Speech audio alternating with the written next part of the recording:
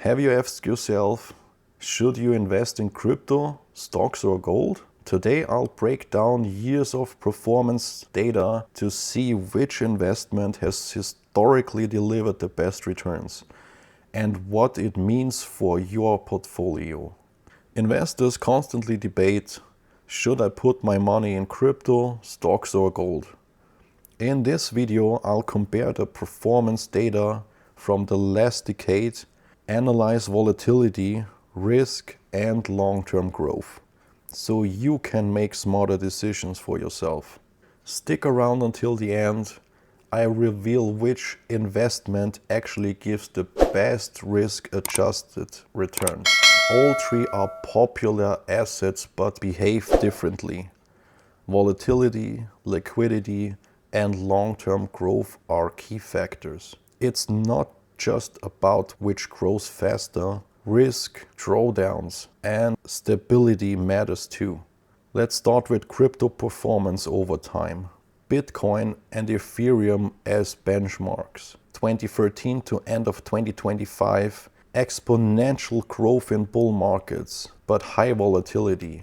Historical returns: Bitcoin around 2,300% returns in 2013 to 2021. At the same time, Ethereum has 12,000% returns. Crypto offers explosive growth but comes with huge swings. It's not for less patient investors. Now the stock market performance. S&P 500, Nasdaq 100 as benchmarks. Annualized returns are around 10 to 12% historically. Lower volatility, consistent dividends. Stocks grow steadily over time, making them ideal for long-term investors seeking stability. And the gold performance. Historically, a safe haven asset, 2013 to end of 2025, modest returns 2 to 5% annually. Hedge against inflation and economic uncertainty. Gold protects wealth but doesn't provide explosive growth. Think of it as insurance for your portfolio.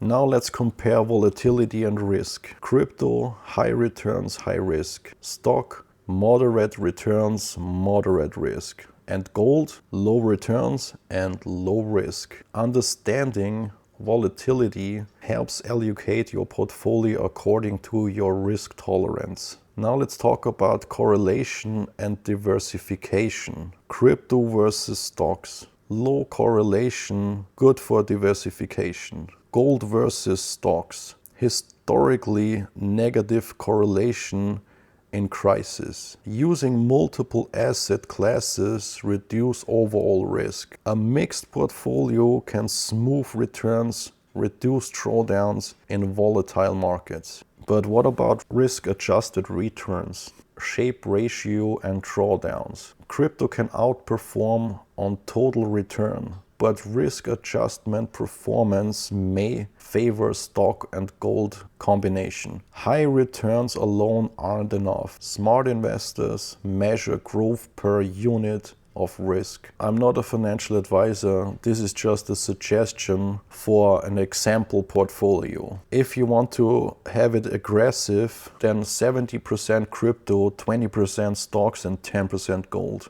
If you want to have it balanced, 40% crypto, 40% stocks and 20% gold. If you want to have it conservative, 20% crypto, 50% stocks and 30% gold. Allocation always depends on your own risk tolerance, time horizon and goals. No one-size-fits-all solution. Now you know how crypto, stocks and gold are compared in returns, risks and diversification. Subscribe for more data-backed investment insights and comment below which asset would you allocate more to in 2026. Till then, see you in the next video.